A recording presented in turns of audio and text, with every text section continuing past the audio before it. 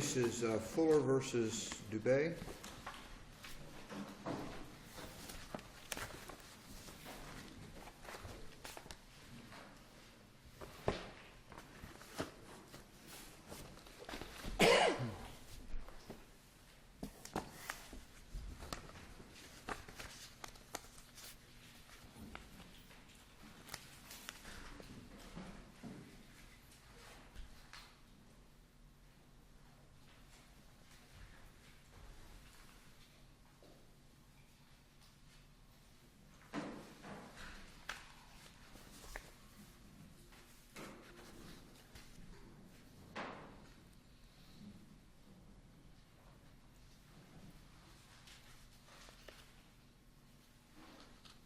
Go ahead. May it please the court. My name is Jeff Fuller. I'm the appellant in this matter. The reality is that I don't have a secret source of income.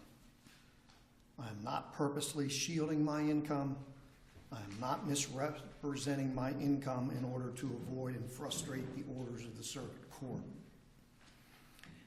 It would be bad enough if I were someone like Brian Banks and be suffering from erroneous rulings based upon perjured testimony or forged documents. Then a person like that is left to ponder and agonize over why the finder of fact chose to believe the perjured testimony or the forged documents. But here the agony is even worse because Judge Minkoff's pronouncements aren't even based on perjured testimony or forged documents that he believed, but rather are invented and non-substantiated findings based on nothing. The collateral damage of these findings are potentially damning and destructive to me. The bar has filed a complaint against me based upon these findings as being violative of bar rules. In this appeal, I've raised 2 points. First, the lack of record support for the conclusion that I am purposely shielding income and misrepresenting my ability to pay in order to frustrate orders of the circuit court.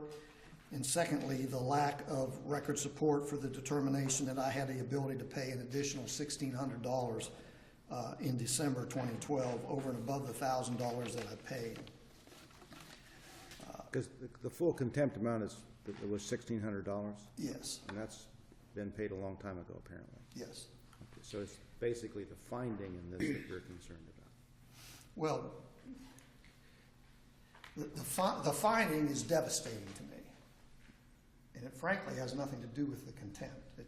It's an added paragraph, paragraph 8, that judge in response to my motion for rehearing acknowledged, yeah, that wasn't part of my oral pronouncements, and in light that I don't mean this disrespectfully, but I challenged him to make some findings of fact, and he declined to do so. He just said, all based on everything. Did he decline? Yeah. I thought I read he said, I did that last time. No, what he's talking about... The hearing before, he pointed out, you got this much you pay here, this much you pay here, this much you pay here. I find you could use those sums to satisfy the $1,600. And when you challenged him, he said, I did that last time, I don't do it again. Now, is that actually declining, or is that simply going back and pointing out what he pointed out 2 months ago? Okay, I think there has to be some history here. Well, I understand the history, but I'm just reading the transcript. I expected him to say, when you allege that he declined, I was expecting him to say, no, I don't have to do that, or no, I'm not going to do that. But that isn't what he said. He said, I did that last time. That is in regards to the $1,600. That was in regards, so you're saying, would you identify the sources that you find that I have the ability to pay? And he said, I did that last time. And in the last hearing, he had gone through and itemized the things he said could have been used to pay, because those were what you were listed as your expenses and why you didn't have the funds. And he said, I think you can pay those because all these other things. So I'm just questioning whether that paragraph is really something he didn't acknowledge at the hearing. At the hearing, there was no mention of shielding income. Once the order came out, I specifically asked in my motion for rehearing for a finding of fact to support that. And all he said was, it was based on everything I heard. Right. That is not a finding of fact or a conclusion of law or anything else. In the order, in the original order, he does make a finding that that there was no evidence to show that your ability to pay had changed since the October hearing. Did he not? In the order? He said that. Okay. And in the October hearing, he had made a finding, right or wrong, and I'll give you the benefit of the doubt, an erroneous finding.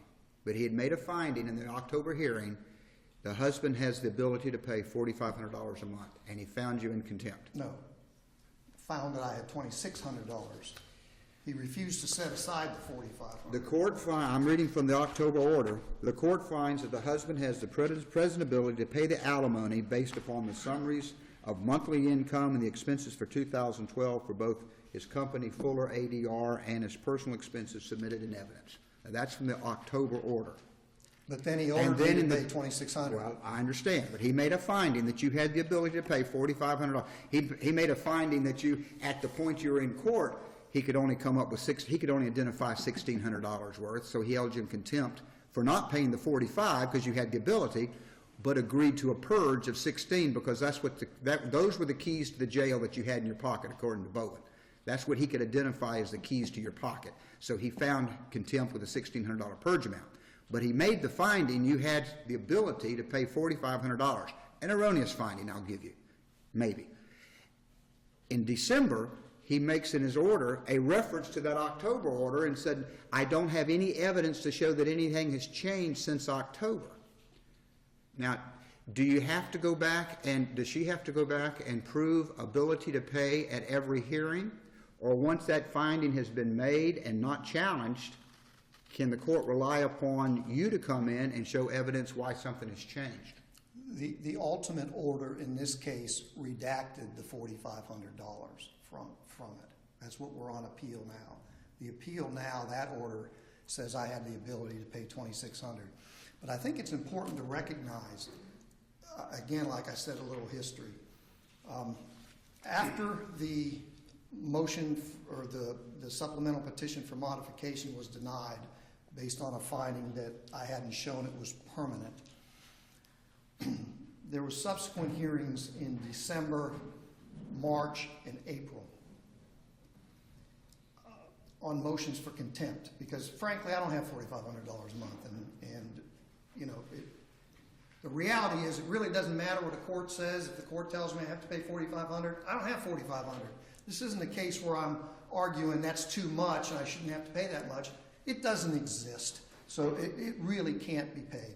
But anyway, after hearing all this, and it's all in the record because this record is very convoluted, all these expenses are in front of Judge Shames. It's Judge Shames' order that I'm being held in contempt of. Judge Shames holds 3 hearings, enters an order that I'm not in contempt of his order. Then we fast forward 3 or 4 months based on the same exact expenses that Judge Shames has already, in essence, told me are okay. A new judge, Judge Minkoff, says, I disagree with Judge Shames and Judge Shames' pronouncement that I'm not... And you didn't appeal that order? No, I didn't appeal that order. So that order stands. So that order's there, so is Judge Shames' order. Well, the last order that this judge has in front of him was an order in October where he made a finding, erroneous or not, he made a finding that you had the present ability to pay $4,500 a month. And in this order, he says, and no evidence has been presented to show any change in the circumstances, so therefore I find you have the ability to pay. But the change in circumstances should relate back to the initial order of alimony that Judge Lenderman... Oh, I understand that you'd like to use this appeal of this order to go back and correct the mistakes that were made from the get-go. But is that within our purview? No, I'm not claiming there's mistakes from the get-go. Well, I had a job that enabled me to pay that money. In the beginning, the trial judge made imputed $220,000 a year income to you. Correct. Right or wrong, he imputed that. Was that appealed? Appellee appealed it. Okay, but it was affirmed. It was Okay, dismissed. So okay, it was dismissed. There was a $220,000 imputation of income. Now, a judge later says, I find that you don't have it right now. He never says that you couldn't have it, just that you don't have it. I can't put you in jail because you don't have it. Bowen says I've got only amount I can hold you responsible for is what you have in your pocket, and since I can't find that, but he didn't say, I don't think you could have had it. I mean, he didn't go back and basically set aside that imputation. There's a difference between not having it and not having the ability to have it. And the judge says, he didn't say anything about not having the ability. He just said he couldn't find where you had it right now. It comes to this judge, nothing's ever happened to that $220,000 imputation. So the law that this judge is dealing with is you could earn $220,000. It didn't say that you are, but you could. So therefore, $4,500 is still a reasonable alimony. Then he says, I understand, for whatever reason, impliedly, willful underemployment, you've only got this much money in your pocket, so this is what I said as the purge. But is that reason to overturn the trial judge's order because somebody should have set aside the $220,000 imputation a long time ago?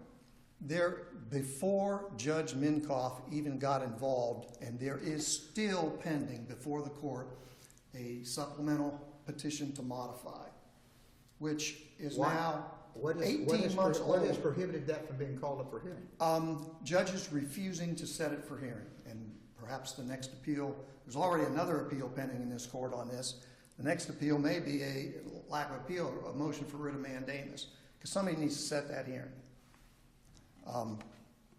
But I don't believe there's any findings in any of the orders that I had the present ability to earn. The only ruling was Judge Shames's that it wasn't permanent.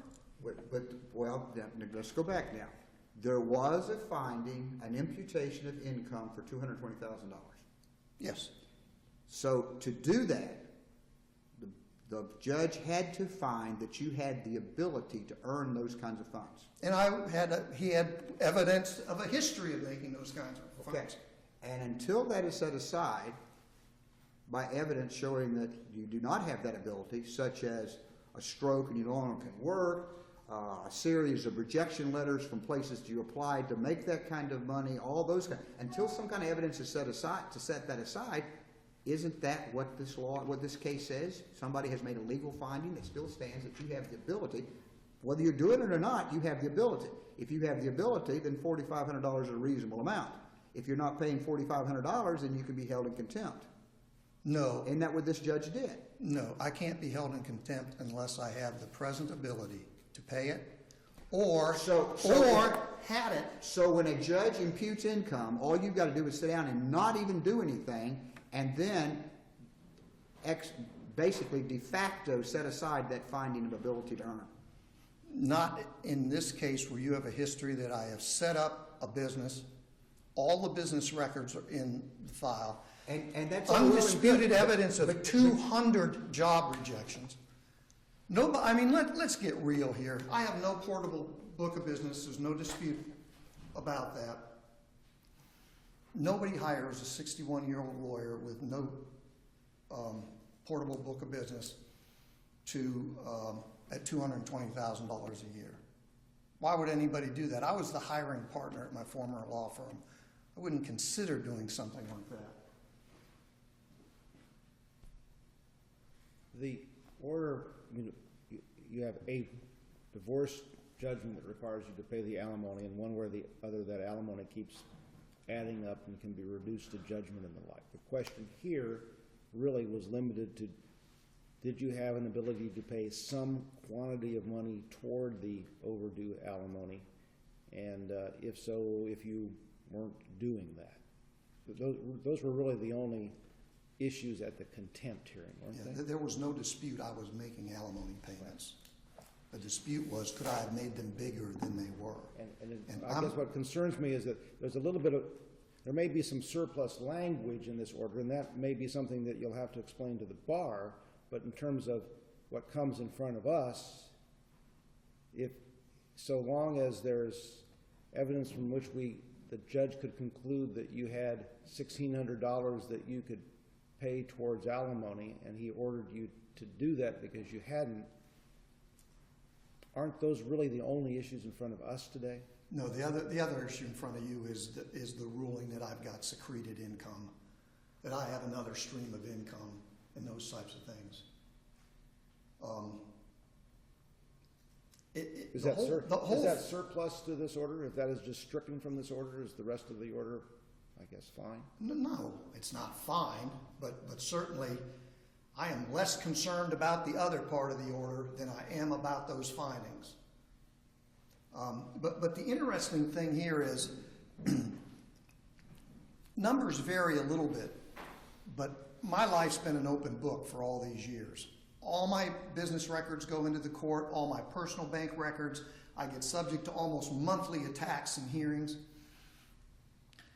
From the time Judge Shames denies my motion for modification, and note in that denial, he didn't find that I had a stream of income able to pay $4,500. He said, you've got identifiable assets that you could have sold to pay part of that. And he ordered me to either give the appellee the assets or give her the amount that I claimed they were worth, $29,000. So I sold the assets, gave her the $29,000. He never said that I had a stream of income enough to pay the $4,500. Then all those months go by, and in May he enters another order that this time says he's paying what he can. And he's looking at the pest control. And the other thing that you've got to look at in those things is there's an element that's completely ignored here. And that's the element that the purpose of these expenditures I have to be for the purpose of defeating the order. $30 for bug control, I guarantee you, is to kill bugs, not to avoid an alimony judgment. Do you want to save any time? 5 minutes, please. Okay, well, we're at that point.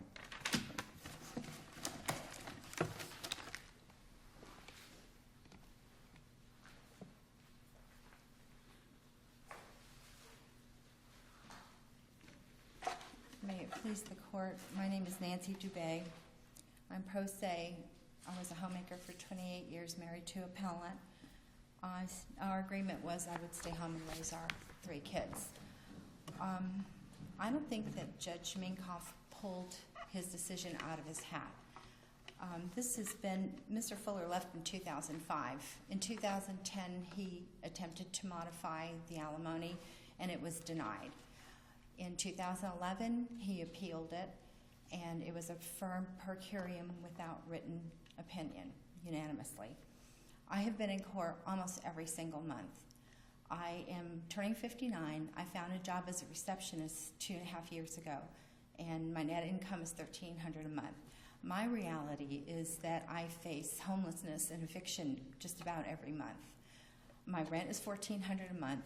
I depend on alimony for support and to pay my bills. Okay, now the trial judge reminded you that your need is not the issue, it's his ability.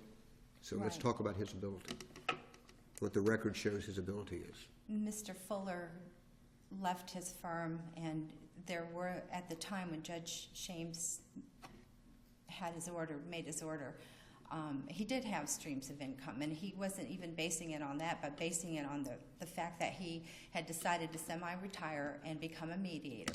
As a mediator, he makes a minimum of $300 per hour and charges a 2-hour minimum. I make $13. Now, you know that because that's what's on his website. Correct. But at And trial, he testified that that was not always the case, that there were certain types of mediation that had to be done by regulation or whatever for lesser amounts. That's true, and also he sometimes makes more than that because he'll have multiple parties or the mediation. But he did present to the court the gross receipts of the mediation business, regardless of how much was being charged per hour per mediation. He presented his gross receipts. One of the things I have a problem with is a sole proprietor who is in control of his writes his own taxes and controls his gross receipts and prints out reports on his computer. There's no way of verifying. But you have no way of, you have no knowledge, you presented no evidence on the record to contest the amounts other than what was on his website. That's true, and he's admitted to $300 an hour. I also have subpoenaed his bank records from 2011, from that order from Judge Shames to the present, and the reality is he was fully able to pay $1,600 and the $4,500, and when somebody spends money, it's all about choice on $175 car washes and $300 to eat at Leroy Selman's, or $1,100 for grocery bills when I can't pay my rent. Those are choices he makes. He lives in a two-family income, and that better enables him to pay alimony. He lives in a house that his present court reporter wife owns, and he's paying her bills and her mortgage and her pest control and lawn service and paying bills. Now, the record showed that he was paying half of those bills. That's what he says, but when I look at the bank His financial affidavit said that. correct. Okay. And that, again, I'm just a pro se homemaker, but when I look at financial affidavits that are filed almost monthly, they change with the wind and they change with whatever the decisions made by judges reflect. I mean, when he gives $100 a month to charity and then claims on one affidavit it's $1,300 a year, and on another affidavit everything changes with whatever the judges aren't pleased about. But as far as I'm concerned, my reality is monthly eviction. I've moved 4 times in 4 years. Once again, though, we've got to go to what his ability is. His ability to pay is the $4,500. His income rolls in as a mediator. And I have deposits and I have checks that I've seen in bank statements where he's pulling in $9,000 plus a month. And it does vary, and it carries over from one month to the next. For clarification, of the bank records you're talking about, are these is this evidence that was in front of Judge Minkoff that he relied on for these orders, or is this something you've done later? This is something I've done recently. Okay. But before Judge Minkoff were the past statements and the record. And Mr. Fuller seems to want to include, as you said, Chief Justice, the past record and kind of rechange everything from 2005, but he didn't want Judge Minkoff to look at the record, which is now 25 volumes, and use his discretion and his evidence that was before him and Judge Shames' evidence that was before him. And there is, I have to read this, an evidentiary presumption as a substitute for proof of an ability to pay when the support comes due.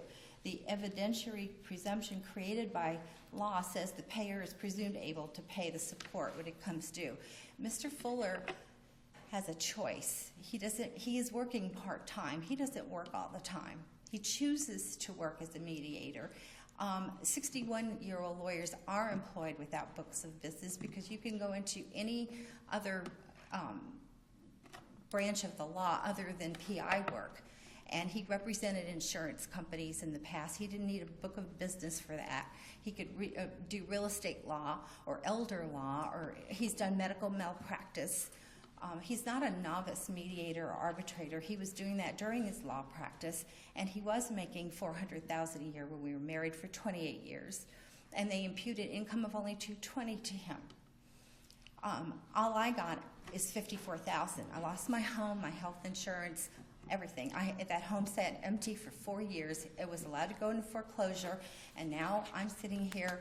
I have not had alimony in the last since Judge Minkoff ordered that purge, and then Judge Cheryl Thomas ordered a purge of $4,000, which to me makes this claim moot because Okay, that's all happened since, what we've got to look at is only what Judge Minkoff did in this December hearing.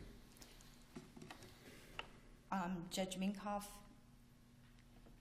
had the record before him. He had Judge Shames' order before him. That was after a year of being in court with evidence and discovery and testimony. I had an attorney at the time that a friend of mine paid for. I was in court for a year. Judge Shames told him to pay alimony pending appeal. He never paid me that $4,500 after that first month. Okay, but that doesn't go to the issue of what Judge Minkoff had to decide on that December hearing. Judge Minkoff looked at the evidence that was presented.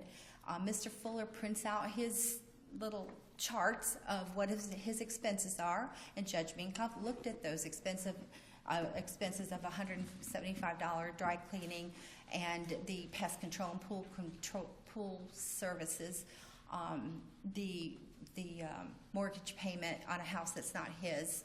There were several sheets of Mr. Fuller's report that he prints off on his computer with his expenses. Most of them are not his, and with a dual income, he's fully able to pay my alimony, and she is able to pay her expenses. Judge Minkoff had not only the record before him, but he has that presumption of the ability to pay. Mr. Fuller has been a practicing attorney for 33 years. I don't know if you want me to read this to you, but he is a certified circuit civil mediator, family law mediator, appellate mediator, residential mortgage foreclosure mediator, NASD panel of arbitrators, FINRA panel of arbitrators, Special Master Pinellas County Value Adjustment Board, Licensing Board, Medical Provider Ordinance, and I'm not even reading all of them. But he certainly has the ability to earn more income, but was found to be fully able to pay the $4,500 with his mediator income. And I lost my train of thought, I'm sorry. He never once, he says he put 200 resumes out there. He's never once, I have done motions to compel discovery. Never has he provided me with any names or interview dates or anything. I can send 200 resumes out also and claim that I applied for a job. That isn't the case. There is no evidence of him ever doing so because he doesn't want an income deduction order against him. By being a sole proprietor, there is no income deduction order, and I had to, I was awarded a $90,000 money judgment by the present judge, and I have to go and try and collect it. And recently, I did try to collect it. Okay, we can't go into that now. This is only what happened at that December hearing. I really don't understand the process very well. All I know is that in 2005 he left. In 2008 we were divorced. In 2010 he modifies. In 2011 the judge makes a decision. In 2012 there's the first appeal. This is the second appeal, and now he's appealed the money judgment. So he claims that he's being attacked every month. I'm about to lose my job. I'm in court every month. Judge Minkoff had all the record that you all have before you. I don't know what more a judge can do except look at the record, look at his financial ability and his ability to earn. His potential is there. He is a lawyer. He can go out and find a lawyer job, but he chooses to be semi-retired. It's about choice.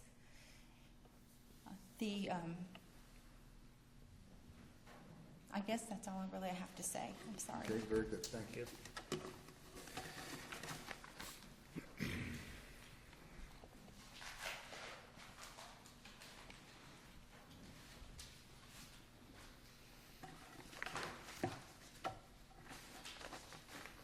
What Judge Minkoff had in front of him at the hearing were all of these business records going back from the beginning of time.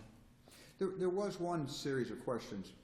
She came in and made an allegation at the hearing that you must have earned X amount of dollars because she took the amount of time on your calendar and multiplied it by some numbers and came up. And you came back and said, no, the time available on my calendar is just what's available. It doesn't mean that the other time, or she took the time available and subtracted it from, and you said, no, the time available on my calendar is just the time available.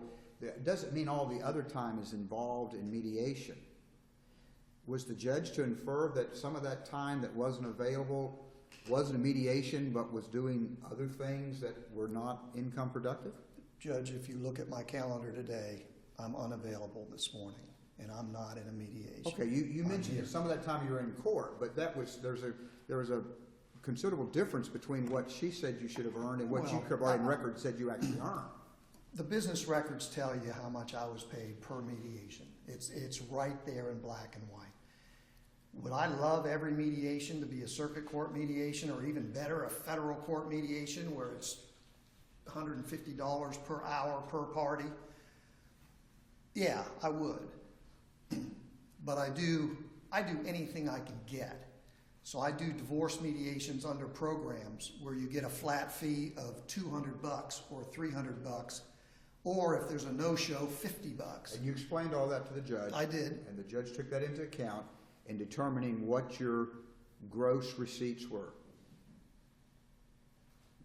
And you, I don't know that the judge did an analysis of that. well, you handed it to him. He went through the numbers with you. You had gross receipts of this amount, and he inquired. Now wait a minute. You billed. They got in a big argument about whether you billed it or you received it, and you basically didn't use this term, but you said, I'm on a cash method, not accrual. This is what I got. Some of it's going to come in next month, but this is what I got, and this is what I have available. And the judge said, okay, of this amount. Then he went through and said, and we take out these business expenses, and you itemized all your business expenses, and you said, this is what I had left, and that's what the judge was looking at. Right? Yeah, and then went one step further and started striking expenses that the prior judge had allowed back at that hearing. He didn't do that at Two this hearings next before. hearing. He struck those at the prior hearing, in October. I think it's the Hahn case, but Was it October? The October hearing, he went through the list and said, I disregard this, yeah, I disregard you're this. not allowed to wear a suit, is what he said, because I can't dry clean them, according to him. I can't pay for electricity. Okay, bottom line though is, October, he did that. And that was still standing, hadn't been appealed, hadn't been challenged or anything. And he got to now, and he looked at the same thing, and he basically said, I'm making the same finding I made before. I think it's the Hahn Because case. nothing had showed me that it's changed. That was his Well, language. there was stuff that That showed was it his had language- changed. That was his language in his order. Right, There's right. been no evidence of change, so he basically did what he did in October. That had not been What he changed. did was, if you look, he rejected the testimony in front of him as to what the current expenses were and went back to an affidavit. That's what he essentially did. Because the numbers, as I explained in my briefs, are different if you go back to that affidavit and that type of thing. But I think it's the Hahn case that says that what a court's supposed to do, well, first of all, the Blum case says, I am entitled to meet my obligations before I have an ability to pay. That's what the Blum case says. The Hahn case, I think it's the Hahn case, I could be wrong, but the case is cited in the brief. The judge did what the judge did here and started going down and, well, I don't think you need to give $20 to the church. I don't think you need to do this. I don't think you need to do that. And when that judge got finished, there was still a deficit. There's still a deficit in mine if you take away those. And what the Hahn court said was, if the obligor is spending money the way the court doesn't think they should, that money doesn't automatically go to the other side. If I decide to scrimp on food so that I can give money to my church, that doesn't mean that it goes to the other side. And again, the problem here is I have to deal with reality. I don't have $4,500. One month, I had a really good month, and I paid the $4,500. That's 1 month. Other months, I didn't pay other bills, like the month in charge. And the other thing I want to make clear is Judge Minkoff, Judge Shames said that from October of 2011 through May of 2011, my paying $1,000 or $1,500 a month was all I could do. Then Judge Minkoff looks at June, July, August, and September and holds only that in September did I have enough money to pay more. Then in the subsequent order, he's looking at October, November, and December and rules just in December did I have enough money to pay. So implicit in his ruling is that I didn't have the ability to pay in those other months, and the evidence in front of him is exactly the same for every month. Okay, you've used your 5 minutes. Thank you. Want to do another? Yeah.